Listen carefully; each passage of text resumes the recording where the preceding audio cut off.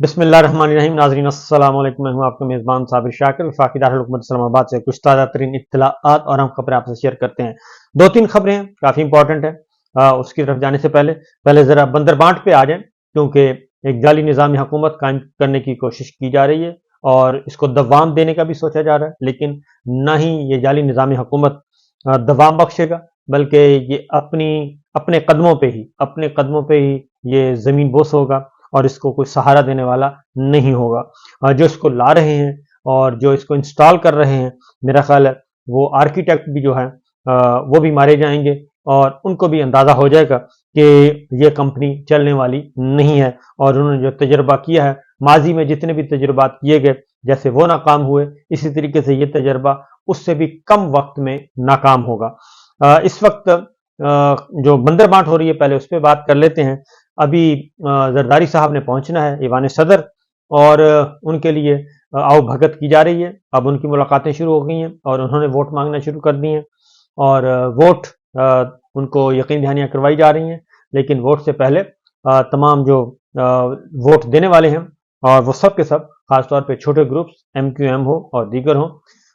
वो नाराज चले आ रहे थे, लिहाजा उनका भी करवा दी गई है, सुलह करवा दी गई है। मेन आर्किटेक्ट जितने भी हैं, हुक्म हाकम हुआ, उन्होंने कहा जी सबको अकोमोडेट करें और सिर्फ मैंडेट चोरी से काम नहीं चलेगा, बल्कि मैंडेट चोरी के साथ साथ वजारतें भी होनी चाहिए। लिहाजा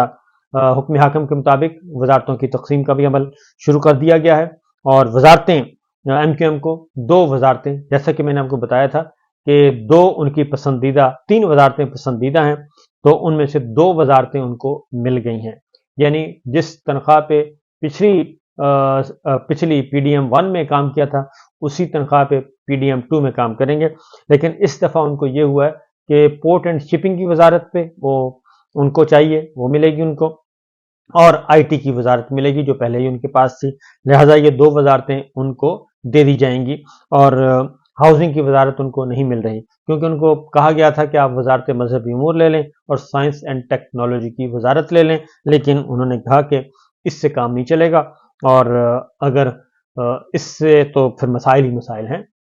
फिर हम आपको गारंटी नहीं दे सकते कि आज हम वोट देंगे और कल नहीं देंगे। लिहाजा एक तो ये हो गया। दूसरी जानिब भी एक और खबर, और वो है ख़ास तौर पे अकबर एस बाबर को दोबारा से इंस्टॉल किया जा रहा है और दोबारा से लॉन्च किया जा रहा है और फ़ायदा कोई नहीं होगा अकबर एस बाबर की। पहले भी उन्होंने उनको जो भी है एक गैर आइनी, गैर कानूनी तरीके से जो भी कर लें, लेकिन अकबर एस बाबर को दोबारा से लॉन्च किया गया, दोबारा से उनकी खिदमत ले ली गई हैं और अब दोबारा से वो इंट्रा पार्टी इलेक्शन को वो चैलेंज करने जा रहे हैं, क्योंकि कोई और तो बात है नहीं, तो इसीलिए ये महंगियाँ डाल सकते हैं, तो वो महंगियाँ डालते रहेंगे। तो आगे खबरें जो हैं जी, वो एक बड़ी खबर मैं आपको बताता हूँ, क्योंकि इस वक्त बड़ी खबर है कि काजी फाइज ईसा साहब, उनके लिए बड़ी खबर है और पाकिस्तान तहरीक इंसाफ को भी होशियार रहना चाहिए और बहुत ज़्यादा अलर्ट रहना चाहिए। आंखें खुली रखनी चाहिए, क्योंकि आने वाले दिनों में जो नया खेल खेला जा रहा है, वो सारे का सारा काजी फाइज ईसा साहब उसके अहम किरदार होंगे और इसीलिए वो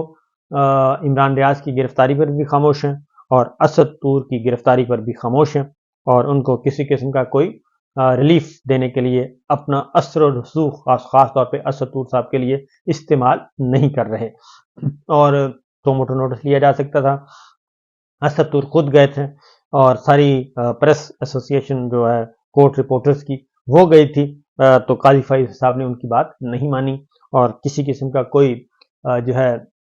जो नोटिस है वो सस्पेंड नहीं किया था, बल्कि काजी फाइज साहब पूछते रहे कि आप बताएं ना, मैं किस कानून के तहत सस्पेंड करूं, मैं किस कानून के तहत इनको रोकूं, FIA को, तो मैं कैसे रोक सकता हूं, मैं कानून से बाहर नहीं जा सकता। तो इसलिए उसी वक्त हमें अंदाजा हो गया था कि ये सब के सब जो है जर्नलिस्ट, इनके लिए कोई अच्छी खबर नहीं है और हमने फिर देख लिया कि सबसे पहले असद तूर साहब को ही काजी साहब ने चढ़ाया जी, कुर्बान किया और पीछे मुड़कर नहीं देखा। असद तूर साहब किस हालत में हैं, कैसे हैं बेचारे, और उनकी वालदा जो है 80 साल की वालदा, वो फरियाद कर रही हैं, लेकिन कोई नहीं सुन रहा। बहरहाल ये तो वक्त वक्त की बात है और इसी तरीके से लोग पहचाने जाते हैं। इसहाक डार साहब दोबारा से वजीर खजाना होंगे, یہ بات بھی آ چکی ہے، اور اس پہ بھی اب کسی کو کوئی اعتراض نہیں ہے، اور ان کے ساتھ ایک تو صرف یہ آ گئی ہے بلکہ ایک آڈیو بھی آ گئی ہے اسحاق ڈار صاحب کی، اور وہ آڈیو بھی وہ کسی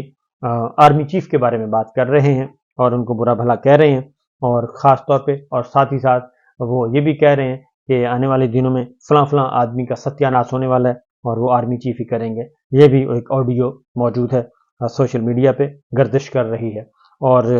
وہ آڈیو البتہ جینون ہے، اس میں کوئی ایسی جوڑ توڑ کے ٹوٹے نہیں جوڑے ہوئے، یہ بھی آ گئی ہے۔ اب ایک خبر آئی ہے، وہ آئی ہے امریکہ سے، اور بہت ہی وہ خبر پر پاکستان کے لیے اس اعتبار سے پریشان کن ہے کہ جو عمران خان صاحب کے مخالفین ہیں، مخالف دھڑا ہے، ان کے لیے اچھی خبر نہیں ہے،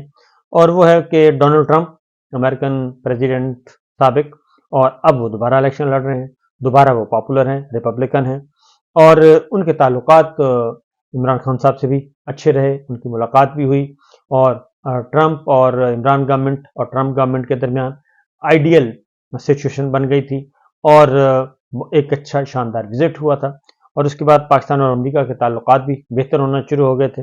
اور اس میں انڈرسٹینڈنگ ڈیولپ ہو گئی تھی۔ عمران خان صاحب نے پھر واشنگٹن میں ایک بہت بڑا جلسہ بھی کیا تھا، پاکستان کے اوورسیز پاکستانی اور اوورسیز پاکستانی جو امریکنز ہیں وہ بہت زیادہ اثر و رسوخ والے ہیں، اور ان کا جھکاؤ بھی ریپبلکن کی طرف ہے، تو ان کے پیچھے بھی، ڈونلڈ ٹرمپ کے پیچھے بھی کچھ لوگ پڑے ہوئے ہیں امریکہ میں کہ ان کو سیاست سے آؤٹ کیا جائے اور صدارتی الیکشن سے باہر کیا جائے، جیسے عمران خان کے پیچھے پڑے ہوئے تھے۔ تو امریکی سپریم کورٹ کا ایک فیصلہ آ گیا، اور چھوٹی صوبے کہتے ہیں جو امریکی ریاستیں ہیں، تو ایک دو ریاستوں نے امریکی صدر ٹرمپ کے خلاف آرڈر کر دیا تھا، اور ان کو ڈسکوالیفیکیشن کی طرف ان پہ جا رہے تھے، پابندی لگا رہے تھے، لیکن امریکن سپریم کورٹ نے کل ایک آرڈر پاس کیا ہے متفقہ طور پہ، اور وہ آرڈر اس میں ہے کہ Republican front runner Donald Trump کو پرائمری بیلٹ میں بحال کر دیا ہے، اور فیصلہ دیا ہے کہ ریاست کے پاس 3 سال قبل امریکی کیپٹل محاصرے کے دوران ان کے اقدامات کے بعد انہیں نااہل قرار دینے کا اختیار نہیں تھا۔ آپ کو معلوم ہے کہ کیپٹل ہل یعنی کہ امریکی پارلیمان پہ حملہ ہوا تھا، اور وہاں پہ اس کی بنیاد پہ ان کو ڈسکوالیفائی قرار دینے کی کوشش کی جا رہی تھی، تو امریکی سپریم کورٹ نے یہ جو صوبائی، سادہ زبان میں آپ کو بتا رہا ہوں، ہائی کورٹ کے یہ آرڈر کو ماننے سے ان کو کالعدم قرار دے دیا، ہائی کورٹ کا آرڈر کو کالعدم تک قرار دیا کہ ریاستوں کو یہ اختیار نہیں ہے کہ وہ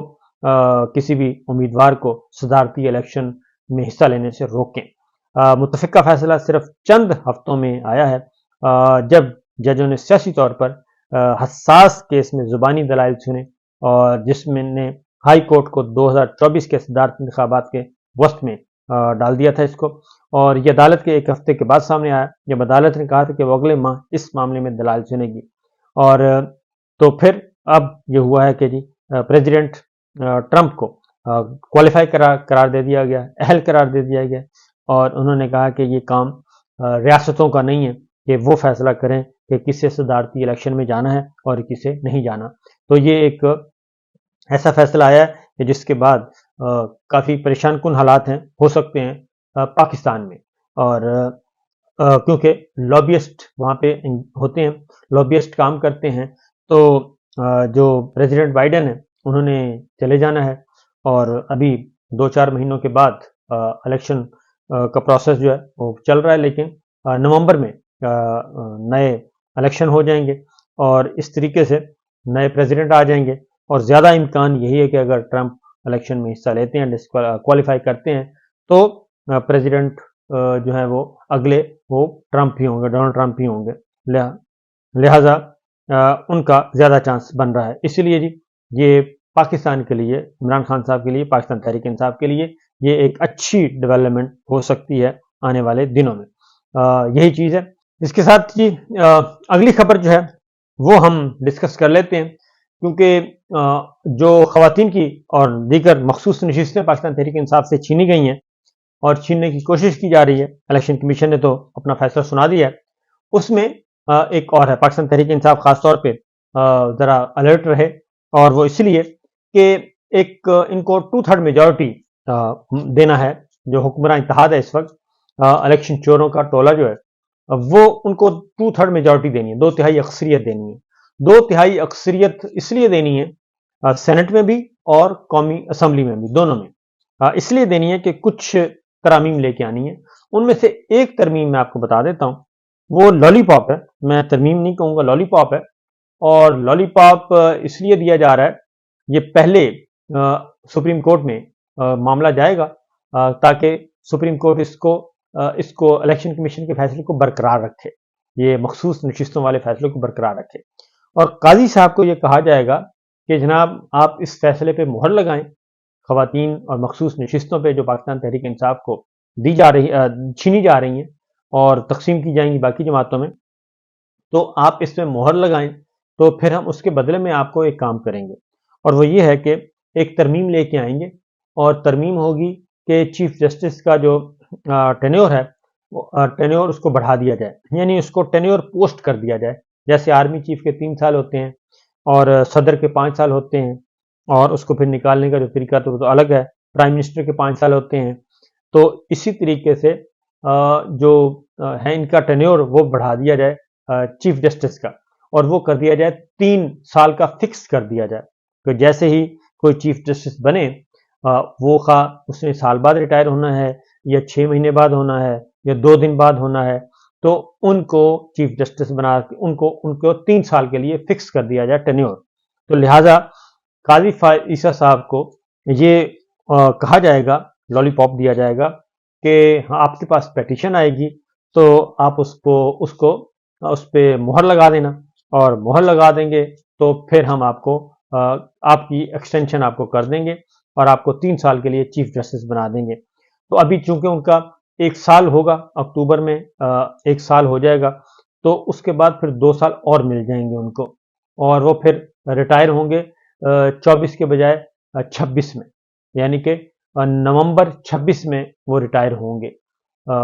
بلکہ سپٹمبر 26 میں ریٹائر، 2026 میں۔ تو اس طریقے سے ان کو 2 سال اضافی دے دیے جائیں گے۔ تو اس پہ یہ ہوگا کہ جی پھر ہم سب مل کر کھیلیں گے اور سب مل کر